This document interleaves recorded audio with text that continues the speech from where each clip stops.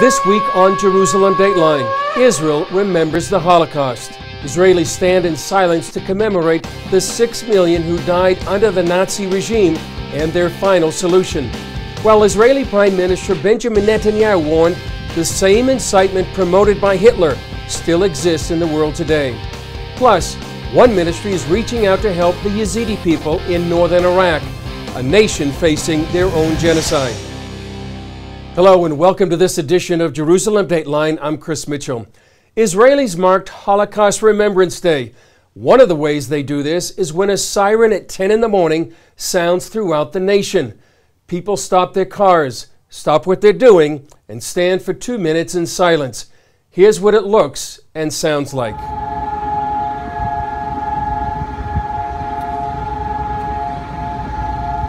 During a ceremony at Yad Vashem, Israeli Prime Minister Benjamin Netanyahu said that incitement against Jews preceded the Holocaust. He said that same kind of incitement still exists in the world today. This incitement against Israel is rooted in extreme Islamism and in the Arab world.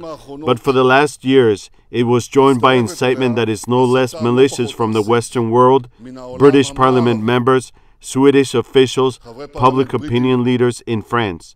I must say that anti-Semitism these days is creating odd pairings. Netanyahu said this incitement and lies about Israel are spread by social media in a way Hitler could only have imagined. He said that same social media can also be a vehicle to spread the truth. Well, 70 years after the Allies opened the Nazi death camps, they found the vortex of 6 million Jewish dead. Today, not many Holocaust survivors remain. But as John Wagi explains, Israelis are working hard to keep their memory alive. It's difficult to grasp the horror and destruction of the Nazi killing machine. 1/3 of the world's Jews were murdered. The pain and scars endure to the next generations. David Hershkovitz would hear his mother screaming in her sleep as she relived the agony. A German soldier separated her from her own mother, who died at Auschwitz. She didn't speak about the gas chambers because she wasn't there. She didn't speak about the fact that they were burning bodies. She wasn't there. But during the separation, she was there, and the separation didn't leave her. Hershkovitz's mother died 2 years ago, but through a second-generation study course in Central Israel, he's keeping her story alive. The Shem Olam Holocaust Institute is educating people like Hershkovitz to tell their stories when the Holocaust survivors are gone. The Institute's director, Avram Krieger, says many children didn't ask tough questions of their parents. How did the parents deal with guilt questions during those moments? How did they go through the difficult moments of separation, of leaving, of difficult decisions? They weren't able to ask this, and apparently the parents weren't able to answer. Meanwhile, in Jerusalem, the Yad Vashem Holocaust Museum tells more stories in an exhibition called Children in the Holocaust, Stars Without a Heaven, with dolls and sketches. Ina Renat Rahavi's teddy bear is on display.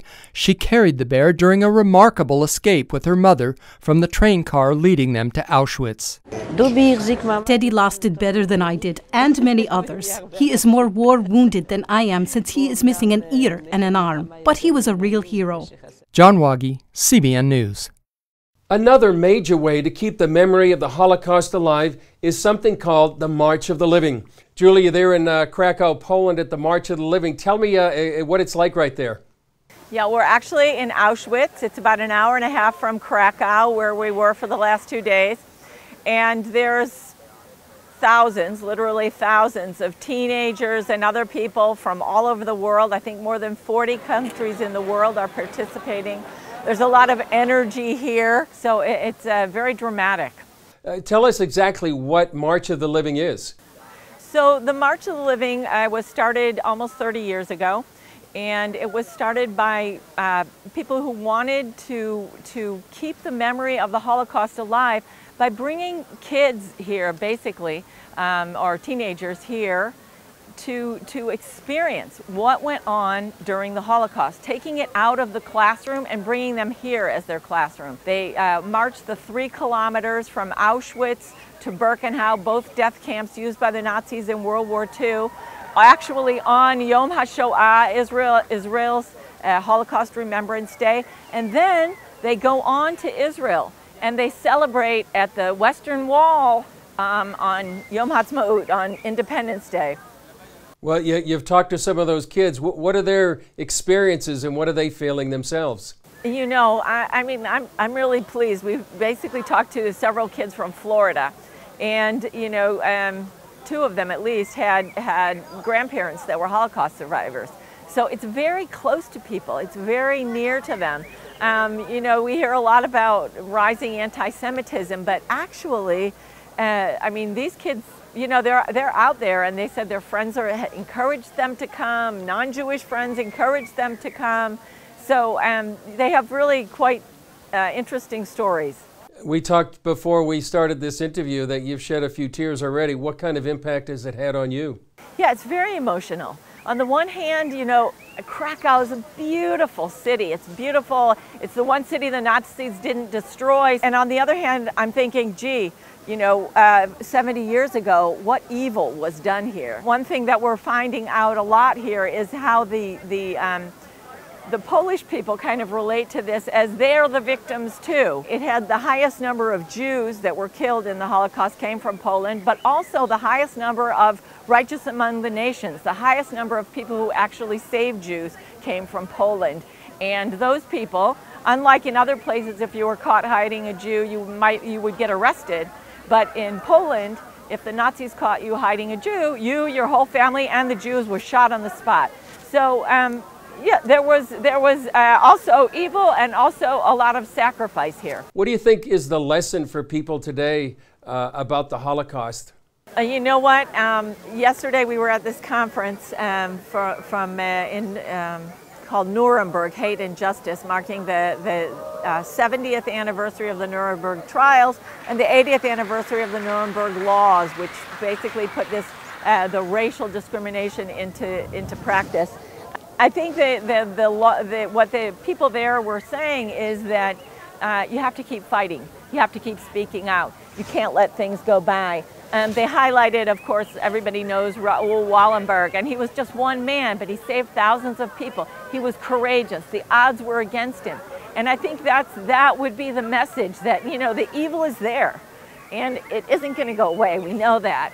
And but it's to take courage and do the right thing at the right time, even if it costs you your life, even if it costs you whatever. You have to do the right thing at the right time. Well, that's a great message, a great takeaway from your experience, and for those people that are listening right now. Yeah. We look forward to your report, Julie, next week on your experiences up there, and I know you're going to be heading from Auschwitz right now to Birkenau. I know it's a very solemn occasion, but thanks for joining us right now, and we'll see you in a few days. Despite events like March of the Living commemorating the Holocaust, Israel is still surrounded more than 70 years later by countries and groups committed to its destruction. We found out more about those threats when the Deputy Chief of Staff of the IDF met with the foreign press. With all the threats on Israel's borders, its #1 threat is about 1,000 miles away, Iran. I would like to emphasize the fact that Iran is a different foe comparing to anything we experienced before in our 68 years of independence. General Golan says that Iran sees itself as an empire and is reaching into nearly every area of the Middle East to become the dominant power in the region, from Iraq, Syria, Yemen, and beyond. Just unbelievable. You can find Iran today everywhere. He said Israel takes Iran very seriously. When I hear Khamenei and every other prominent Iranian person talking about the inspiration of Iran, about the urgent need to eliminate Israel, I take it very, very seriously. They are not joking. Golan also pointed a finger at Hezbollah, Iran's terrorist arm spread throughout Lebanon. They have more than 100,000 missiles aimed at Israel. This is unprecedented threat to the Israeli civilians. He described what Israel's next war inside Lebanon would look like. We are not going to see small war in Lebanon. It's going to be decisive. It's going to be full-scale war is going to be with all the capabilities of the IDF. And I'm sorry to say that. I have I don't feel any sense of happiness when describing that. That could create devastating damage to Lebanon. In addition to trouble all around, Israel must fight cyber attacks and terrorism within its borders. For all these challenges, Golan says, the IDF needs to be prepared for the unexpected. Because changes in the region are so frequent. So we have to monitor the situation all the time, and we have to be prepared to all kinds of developments. Up next, see how one Holocaust survivor became a recognized artist, joined the March of the Living, and found victory over the horrors of the Holocaust. Welcome back to Jerusalem Dateline. Of those who survived the Holocaust, many now live in Israel. We found one who has an amazing story to tell. This painting is a recent one. I named it The Wounded Survivor. Rita Kazimal-Brown was 7 years old when the Nazis invaded her hometown of Termot in Poland. In 1941, Nazis rounded up the Jews there and put them in a ghetto. Rita is now a recognized Holocaust artist who has worked as an art therapist. Her survival experience is the theme of many of her paintings. I'm the wounded survivor. I always painted myself in white. I think it has to do with not so white nightgown that I survived the whole Holocaust in. At 80, Rita is bubbly and vibrant. If not for her artwork and her story, you might never know her painful past. Yet she carries her memories with her every day. I'm not sure if it's totally that you cannot heal the wound. It's something that still works in your memory, and it affects your daily life. Her story is told in the book Portrait of a Holocaust Child, Memories and Reflections.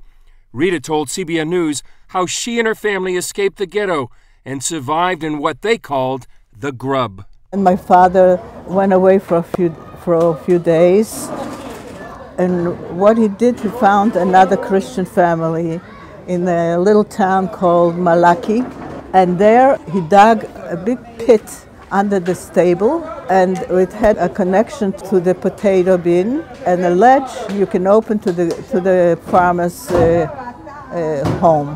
My father and my mother and the two little kids were with them, and only my little brother could stand up. And I was lying in the passageway from the pit to the potato bin. This is how we lived 20 months.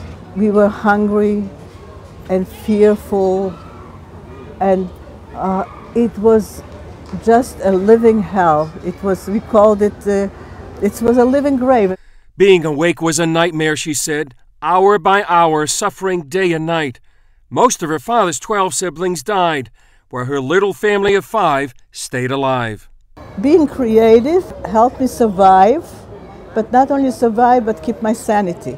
In 2006, Rita revisited Poland for the first time to join the March of the Living. While there at Auschwitz, a spider bite took special significance. And there is this black spider that bit me, and it looks a little bit like a swastika. Yeah. And it's also soaked with blood. A mother of 2 and grandmother of 3, she's seen many miracles in her life.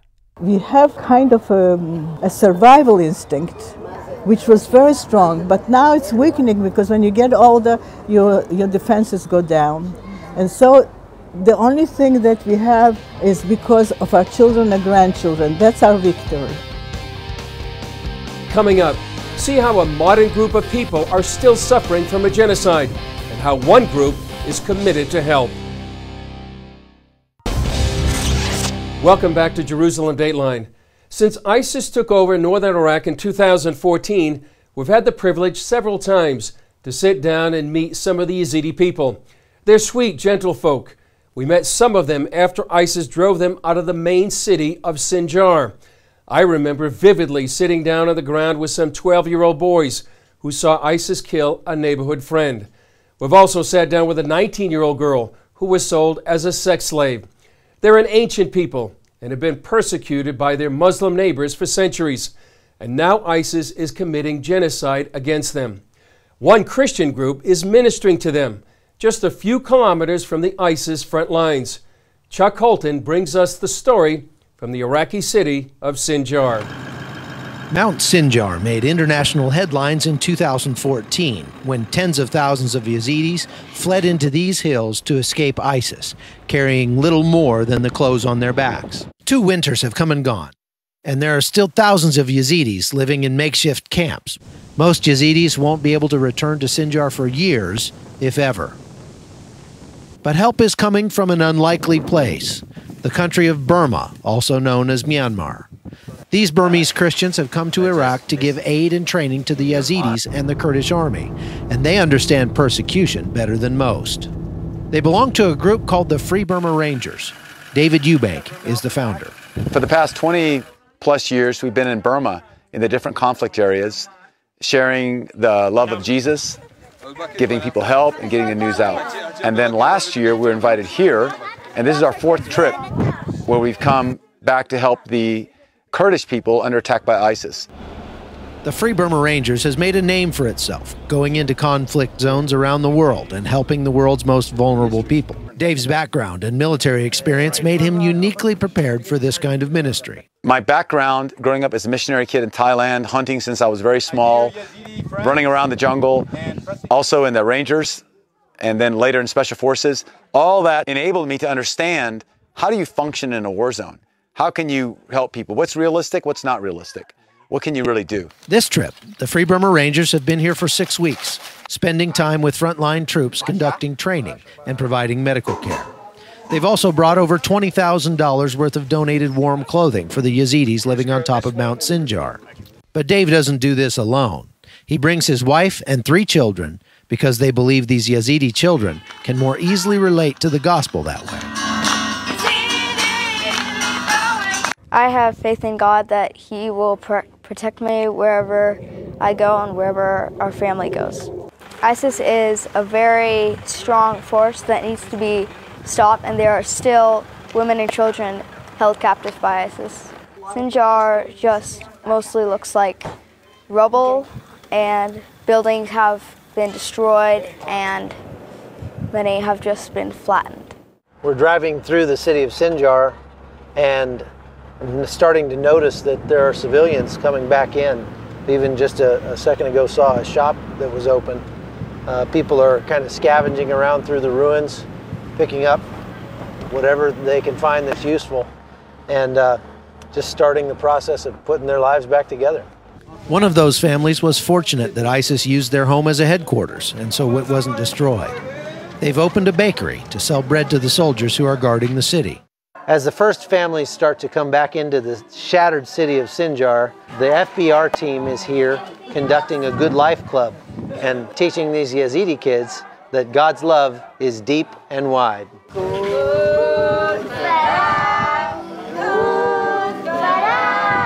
One man we met told us ISIS kidnapped his wife in 2014, and he hadn't heard from her until 3 days before this interview.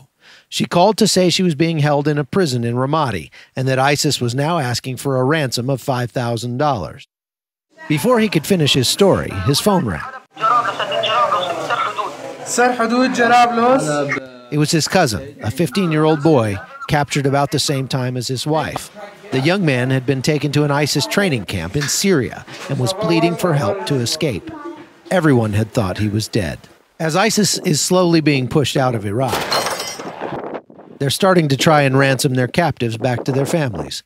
And despite the cost, these Yazidis are desperate to get their loved ones back. What would you do if your wife was captured 2 years ago with your baby kids? What would you do, really? I think you would move heaven and earth to go save them. And that's what we need to do. For the time being, Dave and his team are continuing to do what they can to shine the light of hope into a very dark place. Hello, infantry! From Mount Sinjar, I'm Chuck Holton for CBN News. Coming up, Holocaust survivors getting a helping hand in their hour of need. When we come back. Welcome back to Jerusalem Dateline. As we mentioned before, there are fewer and fewer Holocaust survivors living in Israel today. Many of them are struggling to get by. So CBN is on the ground and getting them the food and medicine they need.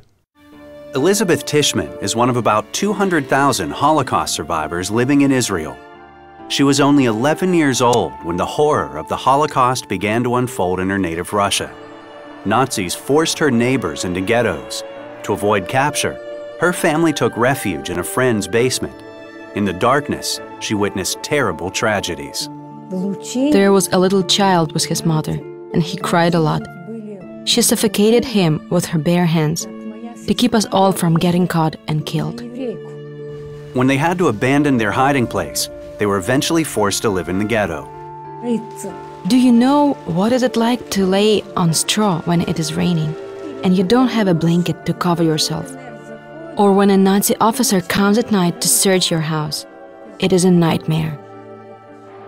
After 3 torturous years, news came that the war was finally over.